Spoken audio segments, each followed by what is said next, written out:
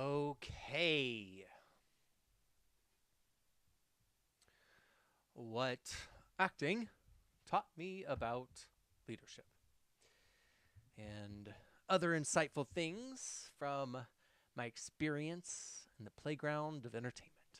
Welcome to my channel, and I'm glad you're here. There's a few things. One thing that I'm going to talk about just really quick, kind of set this up, something I've been feeling is authenticity. What is authenticity? Authenticity is the framework in which the inside of you is matching that on the outside. So if your authentic way of being, your measure of acknowledging your emotions, your feelings, your truth is also displayed on the outside.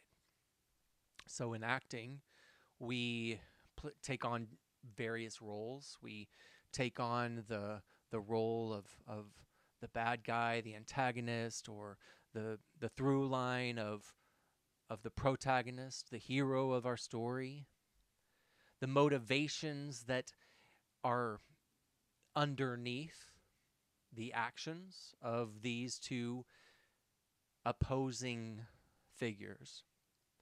Sometimes we have the anti-hero, the Breaking Bad hero, or the X-Men heroes. The authenticity is formed from our emotional landscape, and the having a connection with that, having an understanding of what that is being able to shift that beingness, shift that emotional landscape so that your actions reflect that. You can feel angry, you can feel sad, you can feel revenge, you can feel or want to take revenge because you feel betrayed, you feel something that is in me out of character. So the out of character component would be recently I have been thinking about a lot about the idea of hate. And it is not a characteristic that I like. It is not a characteristic that I often feel. Now I have felt that. I've acknowledged my feelings of that in my life. I've done things, especially when I was younger, that I wasn't proud of. It was really stemmed from my fear of self, fear of my own uh, insecurities, and that's generally where hate exists, hate lives. I was taught by my parents, who were incredible. My mom, still alive and flourishing with love, challenged by rheumatoid arthritis, and she's had that for a long time. But I was taught to not hate. I was taught to turn the other cheek, to love, to meet people where they are. And recently, I've been battling something that feels inauthentic, which is a feeling to understand what hate is. And it is not a natural feeling for me. And I don't think it's a natural feeling for most people. I think we give over to it. I can feel resentment for a system that is in many ways empowering or triggering that response in me. The frustration I feel for some people that lead with that, lead with the idea of hate or the emotion of hate, because it's comfortable. It's comfortable and easy in the moment to hate, to, I mean, it's not for me. It's very uncomfortable for me. So I acknowledge the feeling. I acknowledge the frustrations I feel. And where does that hatred come from? It comes from the frustrations of people who are ignorant or choose to be ignorant or don't listen and aren't available to listen. They don't make themselves, they know they're right. And so you have somebody like Colin Kaepernick who takes a knee. You have an actor who steps out and says, "Hey, this isn't correct," and they're told to just be an actor. That a basketball player can be told to shut up and dribble because they have nothing more to offer than that. Yet we allow a reality show person to run our country.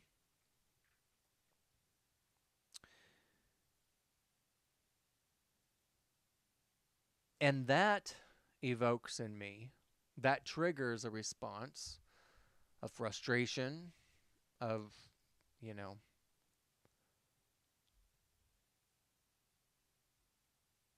what is the response? What is the characteristic, the thing that makes people continue to want to hate? And this constant, this constant, even when you win,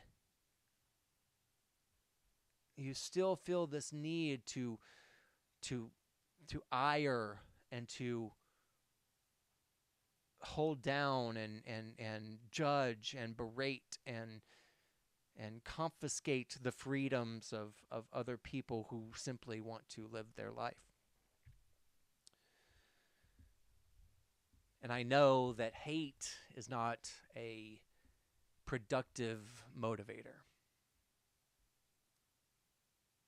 I know that in when I have connection with the idea or the emotion, and I feel myself in that space of feeling betrayed, feeling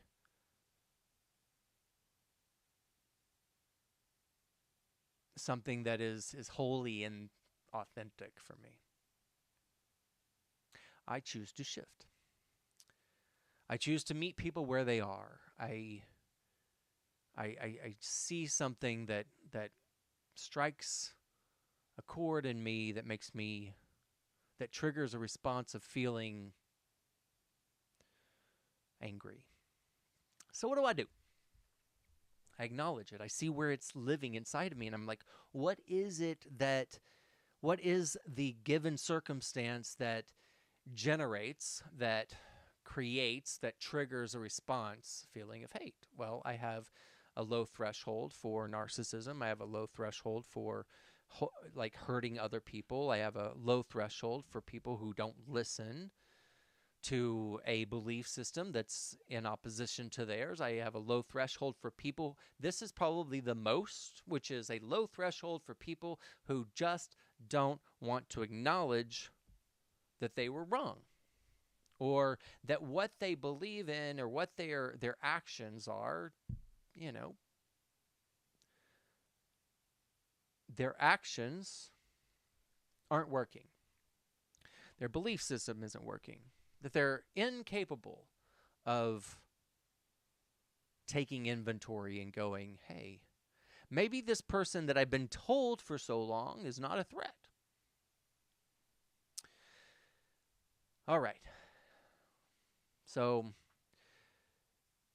that's one thing, is being able to understand and give a name to my emotions, give a name to my feelings, and then say, okay, that's my feeling.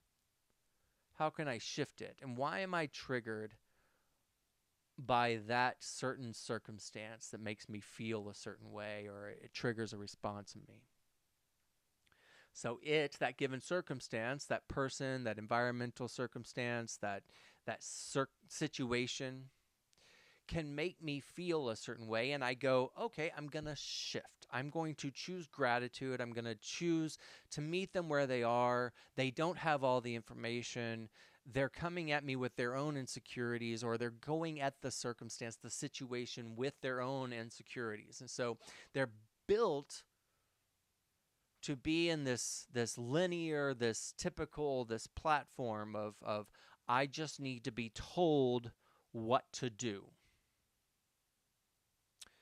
I did a one-person show called Shame once, and the producers, and this is a longer story, I'll just condense it.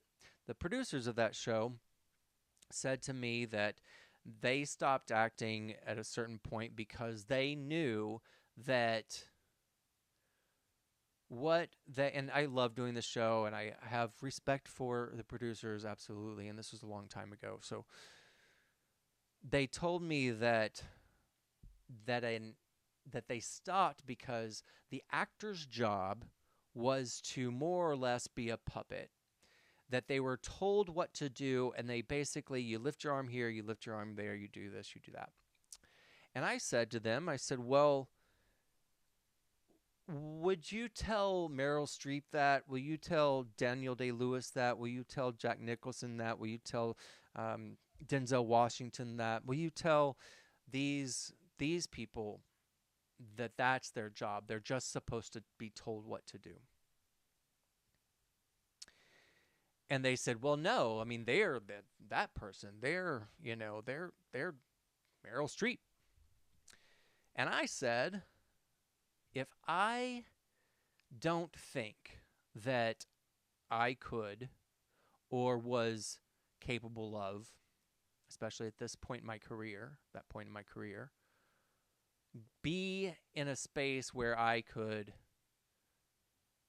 contend, I could be in measure with them,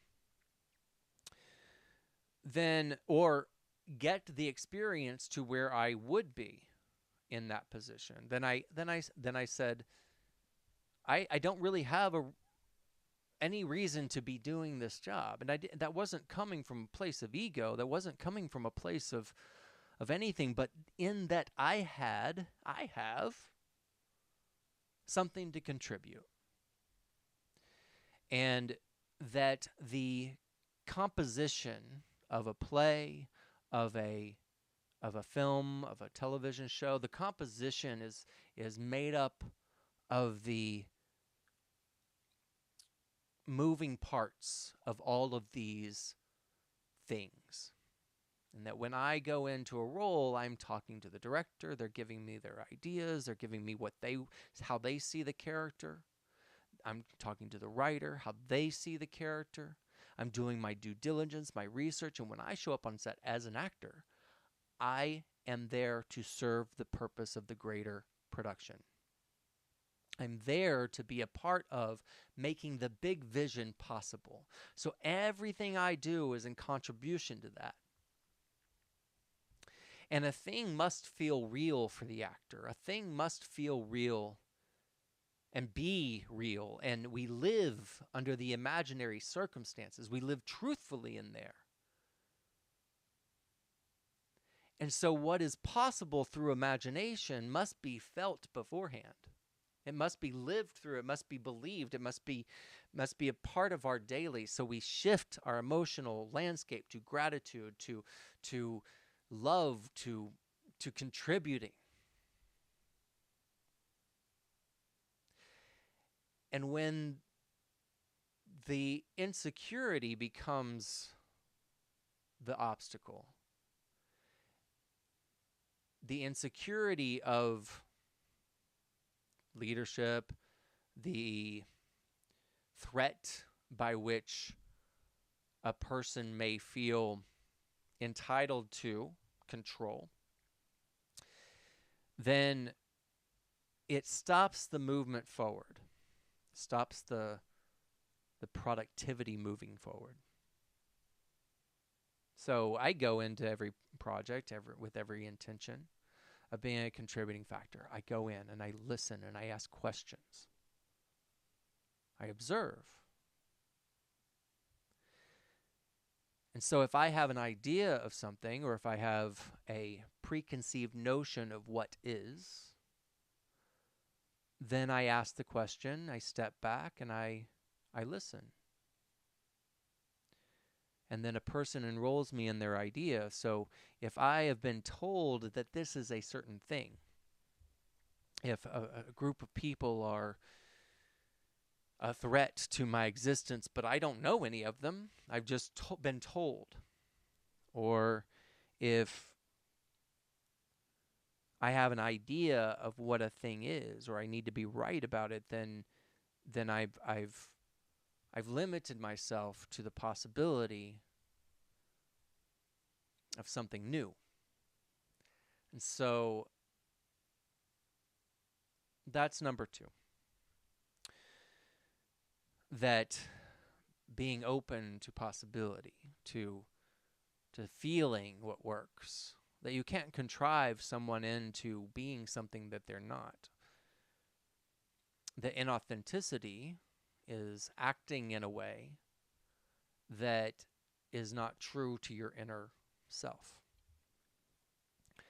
That you're playing a role, more or less. You're a puppet to. Now, we talk about playing a role and being a role. Playing a role is performative, it's illustrative, it is expositional, it is surface. But the challenge for a great artist, the challenge for a great leader,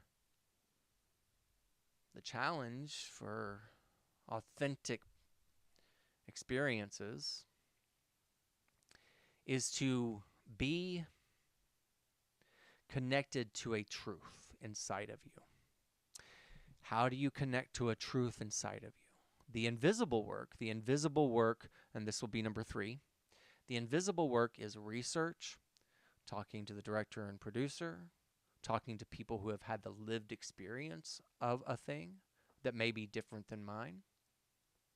The invisible work is memorizing the lines, providing them subtext, being open to that shifting and that changing when you walk onto set.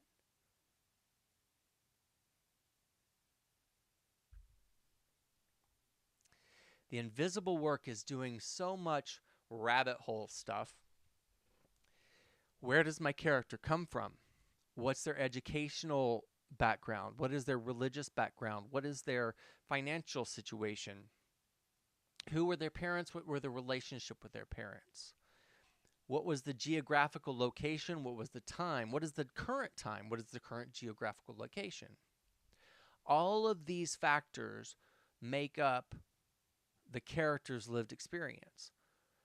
You have Brion, my life experience, the factors that make up who I am, all the given circumstances, my background, which makes me unique. And those are the same things that make you unique.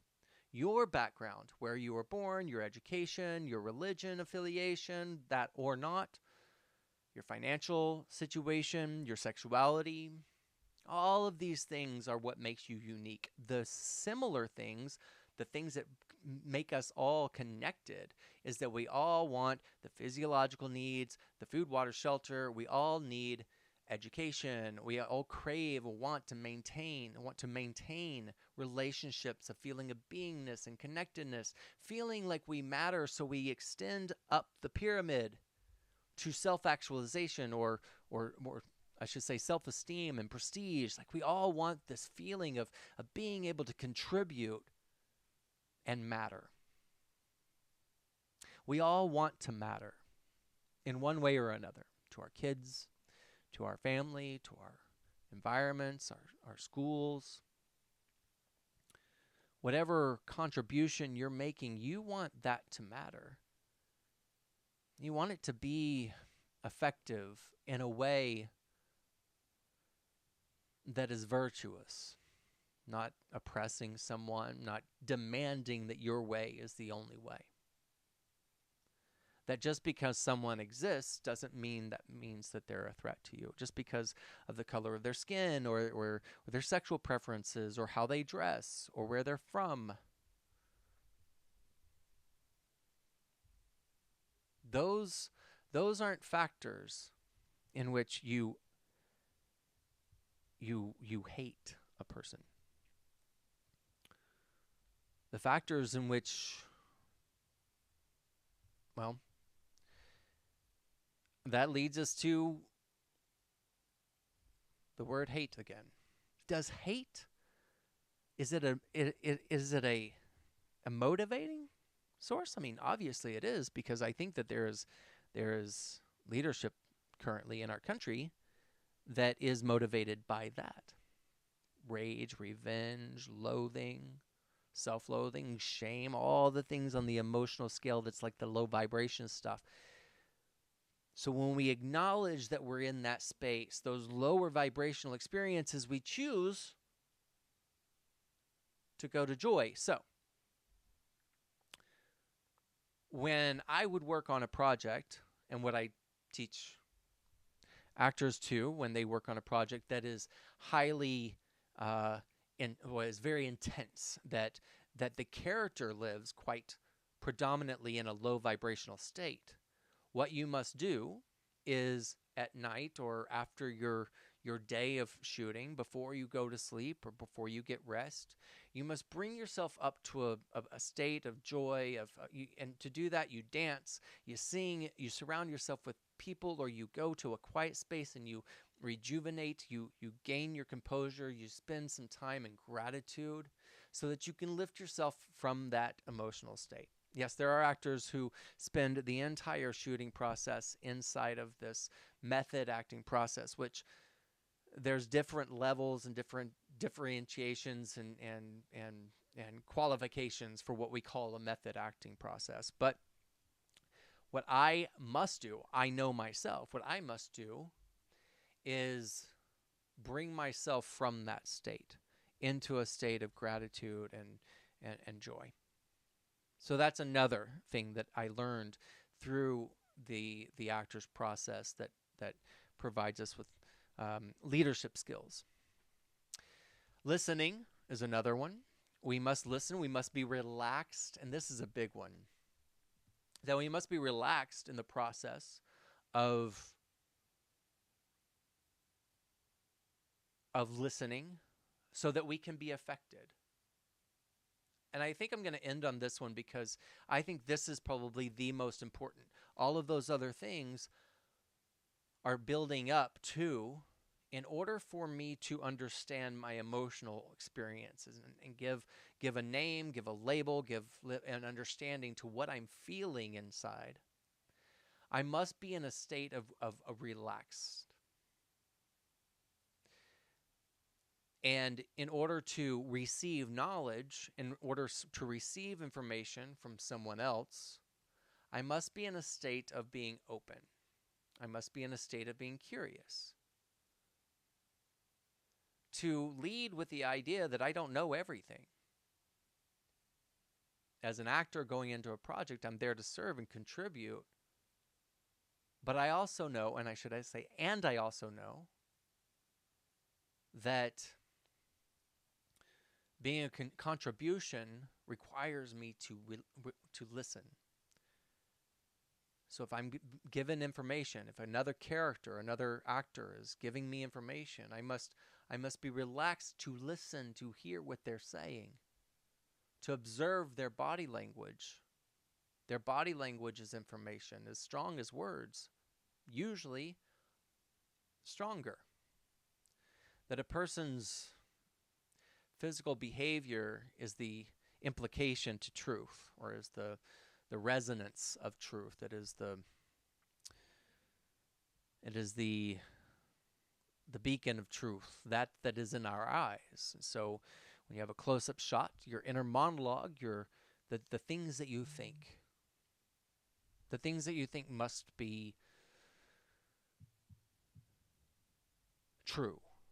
And so you do a deep dive, you do the invisible work of the character, and you do a deep dive into the background so that when you get up there, your lived experience is truthful.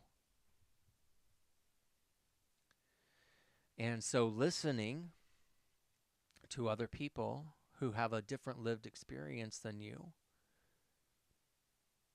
is important.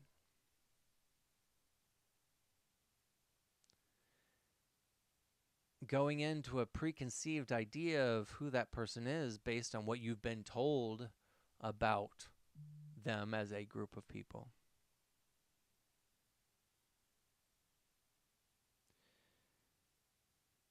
It's inevitably a detriment to your well-being.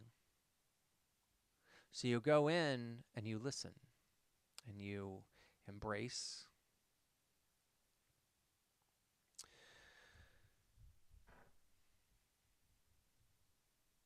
You embrace the idea that maybe what you thought wasn't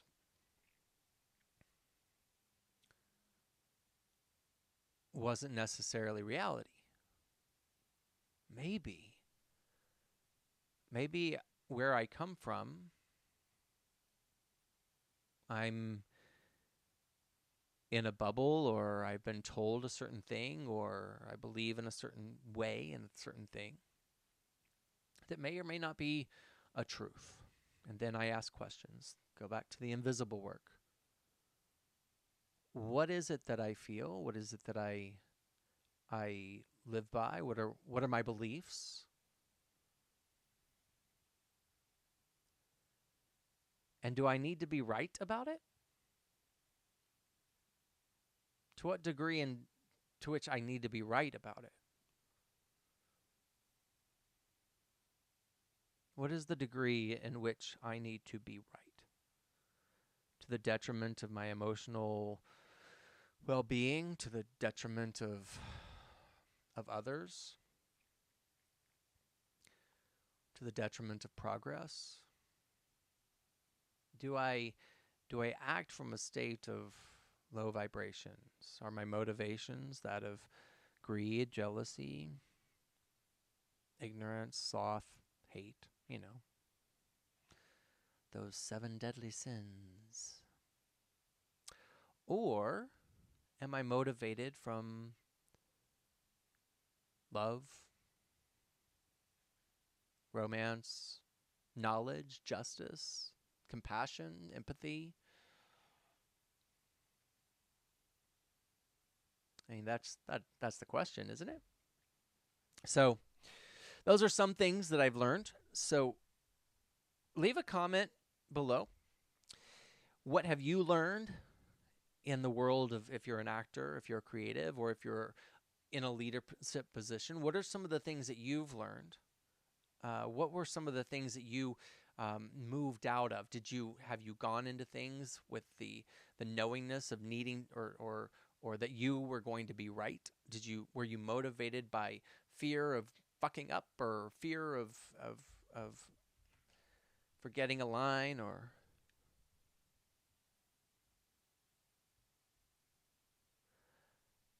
I'm positioning the context of this, not only in the framework of what we're experiencing on a global scale, but in the hopes to reach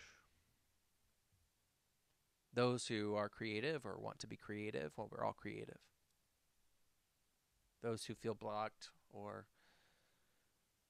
feel they resonate with a feeling that what they're feeling is inauthentic. And for me, hatred doesn't feel authentic. And I don't think it is for most people. I think we can be conditioned to hate. I think we can be conditioned or be told what to do as if we were puppets. That we can let go of our own personal responsibility and easily hand over our leadership, our dreams, our goals, all the possibilities of what we can create in the world.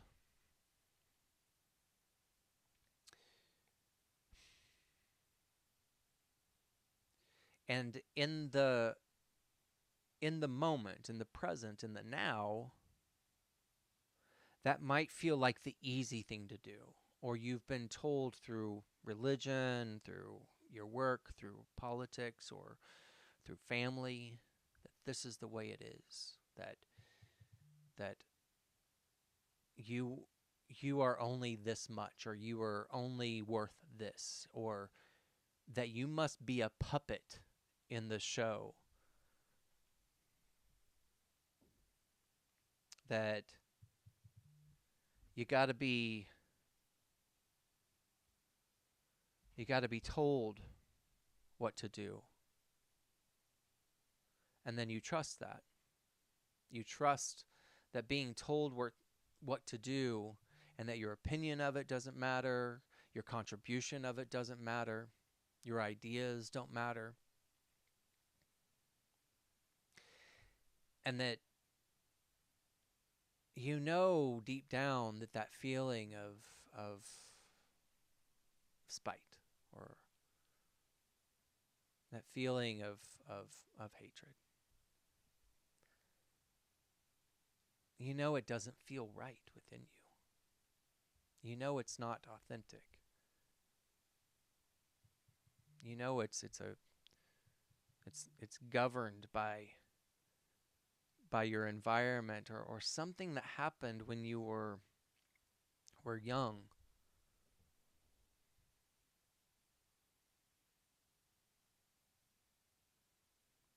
So, yeah. Anyway, those are some things that I've learned as an actor that taught me about leadership, listening, connection, understanding self in a moment, being able to relegate emotions so that you can shift those in order to serve a purpose. When I've directed shows, I've learned that being able to communicate to different kinds of people and meet them where they are so that I could communicate effectively with different kinds of people. That one person can take a direction, bam, like that. Another person gets to understand the larger circumstances of what it is. But inside all of that lands this: building trust. In order to have a team, in order to have a building block, I've worked on projects that flourished because everybody felt seen, that everybody felt that they were a contributing factor. And what I have in mind is really our political system right now. And I think there is an internal struggle from those who believe that that their contribution matters, that they're asking the questions, they're curious, they listen with the intention of understanding their want, their complete, and I'm in this category, their complete awe of, and not necessarily a good way, of where we are, this shaking of the head in disbelief. And so I am challenged with how do I show up? How do I react? How do I, as Brion, built on my given circumstances, where my parents were both, or my mom is a devout Christian who loves everyone, who has overcome a lot, who is compassionate and empathetic. My dad was the same. The idea that I have a relationship with the beingness, the virtue of the idea of what Jesus was, what Buddha was, what is mine. It's my relationship.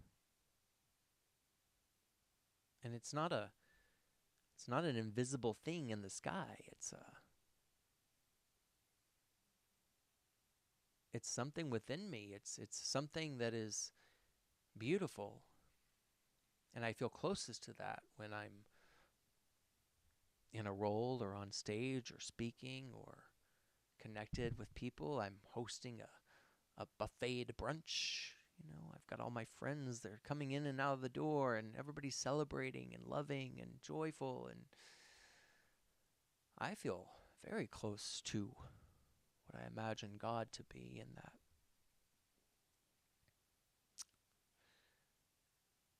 I'll leave this here. My dad asked me one time what I thought the Holy Spirit was. And I said, do you want me to tell you what you want me to tell you, or what you want to hear, or do you want me to tell you what I believe it is? And he said, I want you to tell me what you believe it is. And I said, I believe that it's the thing that works through me when I'm on stage, when I bring people together, when I evoke joy or thought or love. And he said, I think you're right, which kind of threw me, but my dad had two major experiences that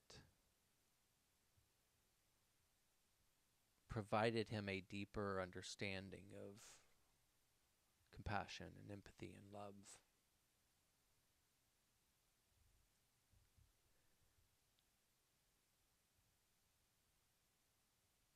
The thing that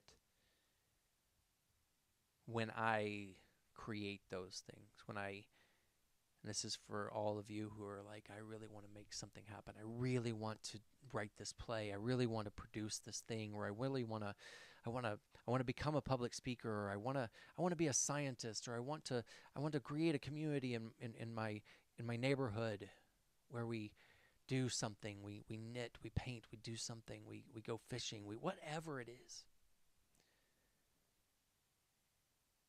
That there's a calling for you to do that. And it's motivated by something that is high vibrational.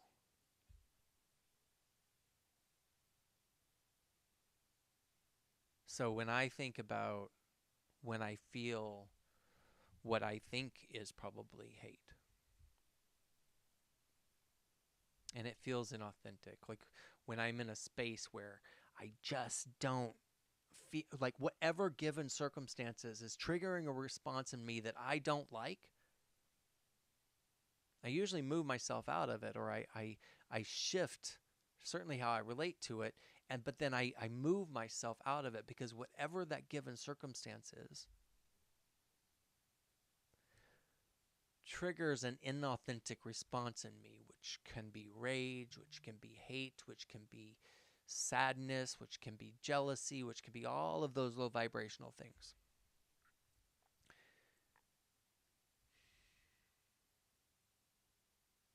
Ask yourself what you're motivated by. What is the thing that you're motivated by? And if it's to make someone sad, then that's not a motivation that works for the greater good. It may make you feel better in the moment.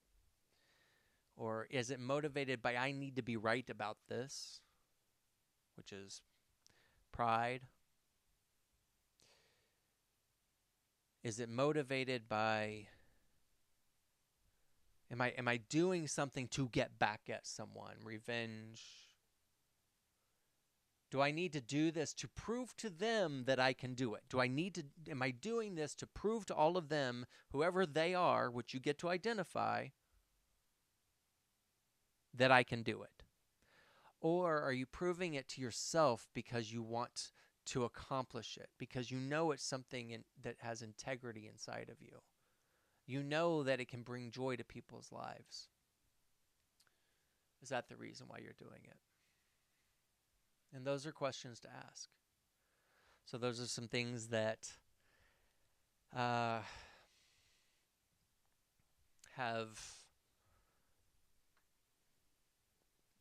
been born from my my work as an actor and inside the entertainment industry, about leadership. Leave a comment below. Hit that subscribe button. And we will see you on the other side. Much love. Ciao.